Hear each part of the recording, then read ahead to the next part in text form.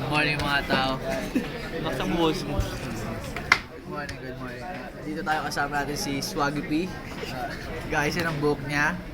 At Swaggy P, kung ito naman nangyari sa'yo kahapon. Putang ina kahapon. Napabak tayo. 3. Pero po kinangina yung babawian natin yan. Anong Hindi tayo isa yun kaya dyan. nangyari? Anong isa yun? Putang ina hinamblot yung bracelet ko. Kapal na mukha. Saan niya? Saan? Sa underpass po kinangina ng mga yun. Pag nakita Alam ko, mo na ba territory nila? hindi na makakauwi yung pag nakita ko ulit yun. Ano masabi mo sa mga dumadaan sa underpass? Mga po kinangina nyo. Wala. Inutubok nyo ako. Kung naririnig ka nila ngayon, ano sasabihin mo lang? Ang ina nila.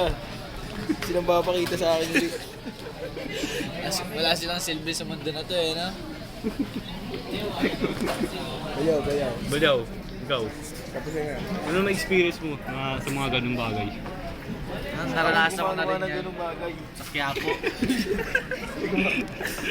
Sa Quiapo.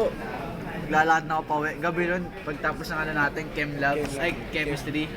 9 ka 9. Binubuksan na yung bag ko. Mga tao. No comment.